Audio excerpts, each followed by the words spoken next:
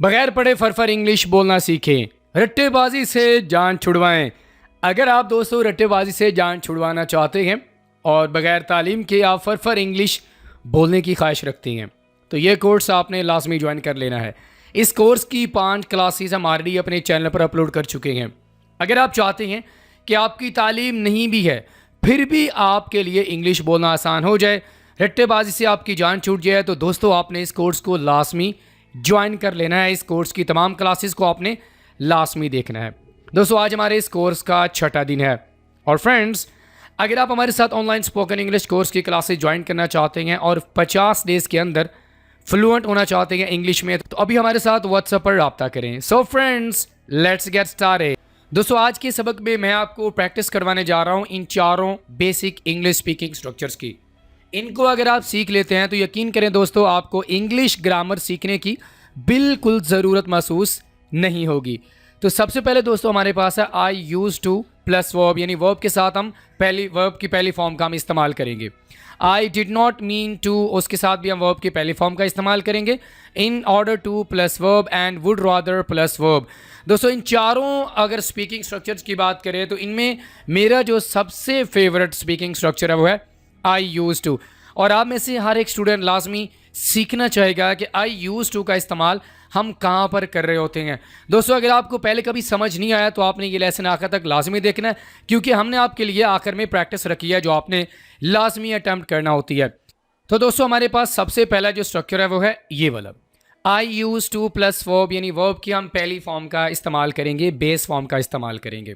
ठीक है, अब आपने बहुत दफ़ा इसको देखा होगा, लोगों को यूज़ करते हुए सुना भी होगा, लेकिन अगर आपको कभी समझ नहीं आया कि यूज़ टू का इस्तेमाल कहाँ पर करना है तो दोस्तों आज के इस लेसन में, इस क्लास में मैं आपको अच्छे तरीके से ये प्रैक्टिस करवाने वाला हूँ, आपको समझाने वाला हूँ। आपने बस गौर करना है। दोस्तों यूज़ टू का इस्तेमाल हम तब करते हैं जब आपने ये कहना हो कि कोई काम करना आपकी आदत थी अब वो नहीं है। कोई काम करना आपकी आदत थी, यानी माजी में कोई ऐसा काम, कोई ऐसी एक्टिविटी जो आप रेगुलर बेसिस पे किया करते थे लेकिन अब मौजूदा वक्त में आपकी वो आदत नहीं है, आप उस काम को नहीं कर रहे। तो इस सिचुएशन को अगर आप इंग्लिश में डिस्क्राइब करना चाहते हैं आप क्या इस्तेमाल करेंगे? आप आई यूज टू का इस्तेमाल करेंगे, सिंपली यूज टू का इस्तेमाल करेंगे। बाकी सब्जेक्ट आप जो भी चाहें आप इस्तेमाल कर सकते हैं। तो समझ आ गया दोस्तों कहाँ पर इस्तेमाल करेंगे? When you want to describe an activity, कोई ऐसी एक्टिविटी जो पास्ट में आप हर रोज़ किया करते थे, आपकी आदत थी, अब आप उस काम को नहीं कर रहे। एग्जाम्पल देखें, He used to play football for the local team, वो मकामी टीम के लिए फुटबॉल खेला करता था। मतलब क्या है? अब वो नहीं खेलता। He used to smoke with his friends, वो अपने दोस्तों के साथ सिगरेट नोशी किया करता था, अब वो नहीं करता। Good. I used to be afraid of dogs but not anymore, मैं कुत्तों से डरा करता था लेकिन अब नहीं डरता। I used to eat meat but now I am vegetarian, मैं गोश्त खाता था लेकिन अब मैं सब्जी खोर हूँ। दोस्तों आपको समझ आ गया कि यूज टू का इस्तेमाल कहाँ पर करना। ओके दोस्तों अगर आप नेगेटिव सेंटेंसेस बनाना चाहते हैं तो उसके लिए आप डिड का इस्तेमाल करेंगे।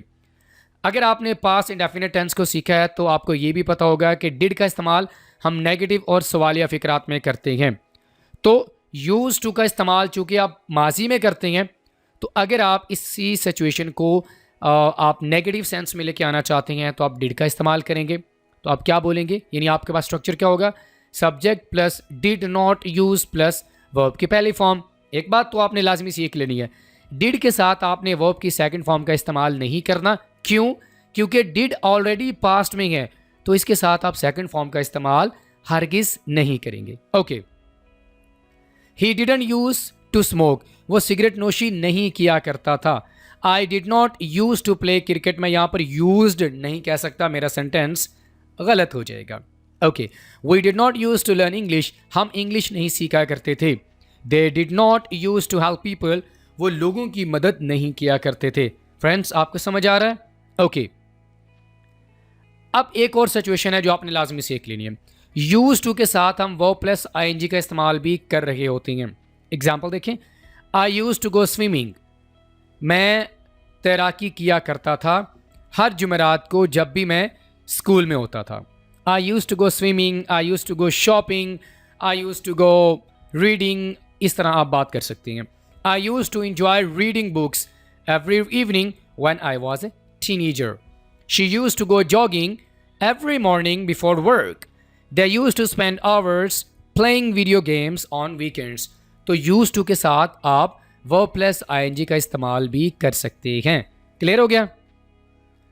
अब यहाँ पर मैं चाहता हूँ दोस्तों आपको डिफरेंस समझ आना चाहिए यूज टू का और वुड प्लस यानी वुड के साथ वर्ब प्लस वर्ब की पहली फॉर्म।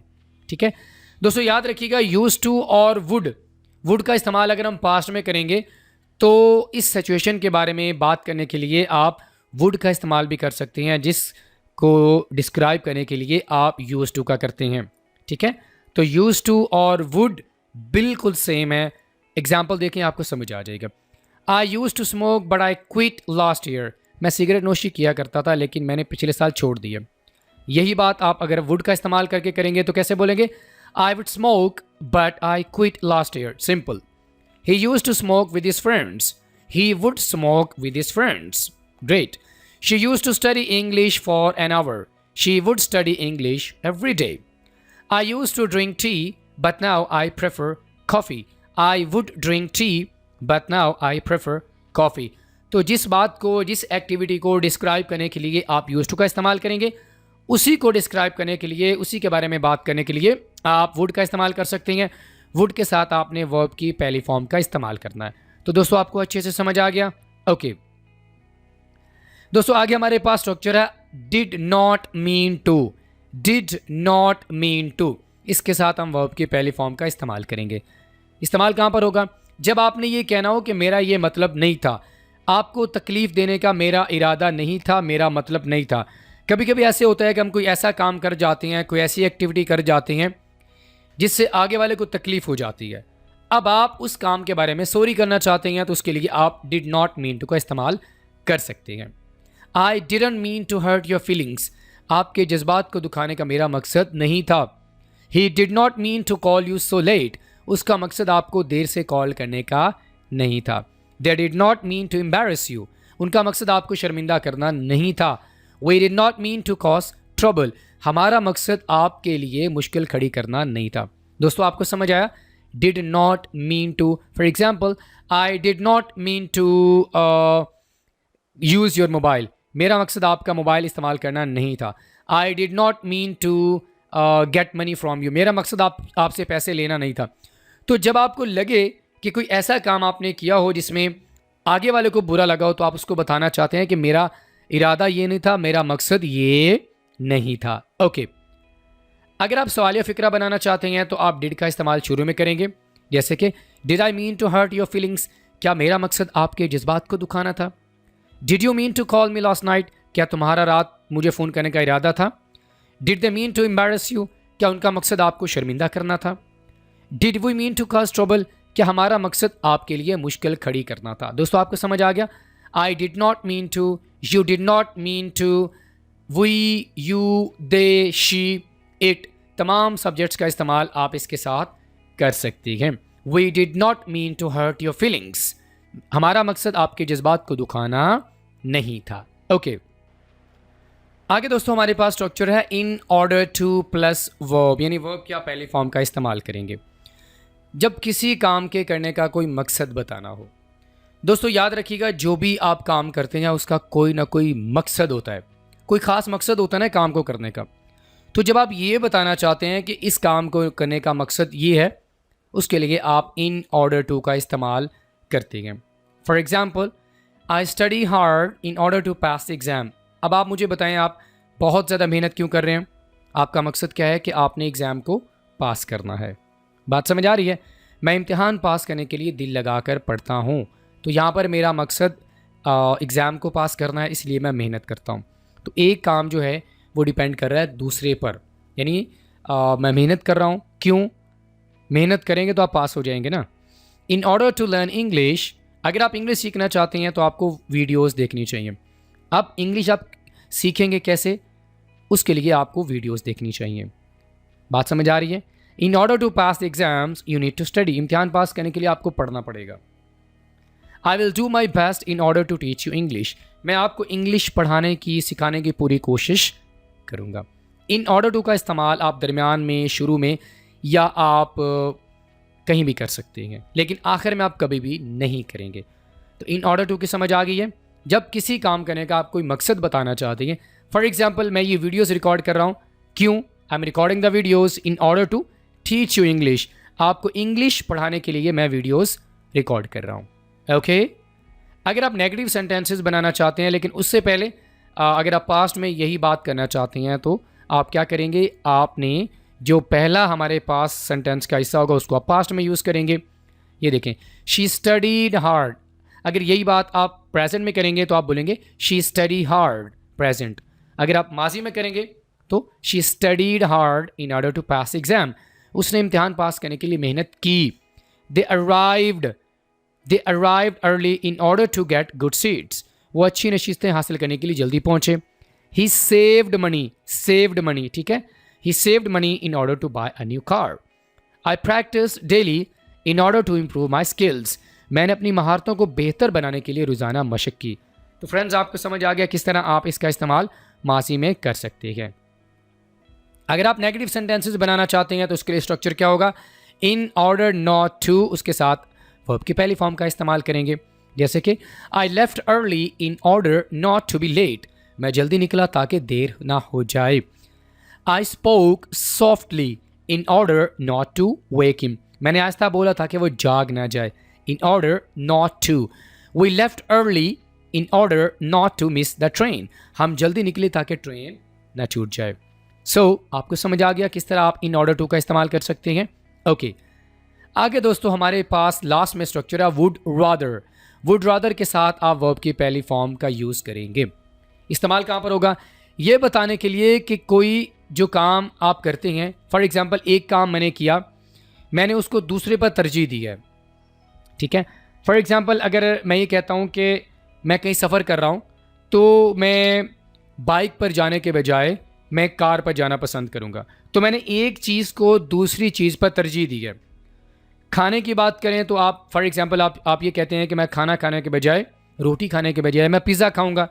तो यहाँ पर जब आप प्रेफरेंस दे रहे होते हैं, आप एक चीज़ को दूसरी चीज़ पर आप तरजीह देते हैं, तो उसके लिए आप वुड रादर का इस्तेमाल कर सकते हैं। बात समझ आ गई है? एग्जाम्पल देखें, I would rather stay at home tonight. मैं आज रात घर पर रहना ज़्यादा पसंद करूँगा। I would rather stay at home tonight. She would rather have tea. Would rather have tea than coffee. वो कॉफ़ी के बजाय चाय पीना पसंद करेगी, तो उसने टी को क्या किया है? प्रेफर किया है कॉफ़ी पर। They would rather walk than drive. वो गाड़ी चलाने के बजाय पैदल चलना पसंद करेंगे। She would rather eat pizza than pasta. उसे पास्ता के बजाय पिज़्ज़ा खाना ज़्यादा पसंद है। तो यहाँ पर आपने क्या बोला कि मैं पिज़्ज़ा खाऊंगा, पास्ता नहीं खाऊंगा। तो आपने कहा जी मुझे ये चीज़ ज़्यादा पसंद है, वो चीज़ पसंद नहीं है। तो जब आप तरजीह देते हैं एक चीज़ को दूसरी चीज़ पर, ठीक है, एक काम को दूसरे काम पर, तो उसके लिए आप वुड रादर का इस्तेमाल कर सकते हैं। दोस्तों, अगर आप नेगेटिव सेंटेंसेस बनाना चाहते हैं तो आप इस्तेमाल करेंगे would rather plus not plus verb. I would rather not stay home. मैं घर पर रहना पसंद नहीं करूँगा। She would rather not have T. वो चाय पीना पसंद नहीं करेगी। They would rather not walk. वो पैदल चलना पसंद नहीं करेंगे। He would rather not read. तो फ्रेंड्स, आपको अच्छे से समझ आ गया? ओके। तो दोस्तों, चूंकि आपने हमारी क्लास को पूरा देख लिया, अब आपने क्या करना है, आपके सामने ये चारों स्ट्रक्चर्स हैं। आप इन चारों स्ट्रक्चर्स को कम से कम 3 जुमलों में लाजमी इस्तेमाल करना है। इस्तेमाल करने के बाद आप नीचे कमेंट बॉक्स में सेंड कर सकते हैं। और अगर आप चाहते हैं कि हम आपकी प्रैक्टिस को अच्छे से चेक करें तो आप दिए गए व्हाट्सएप नंबर पर भी अपनी प्रैक्टिसेस सेंड कर सकते हैं। Alright friends, I will see you in the next video lesson. Till then, अल्लाह हाफिज़।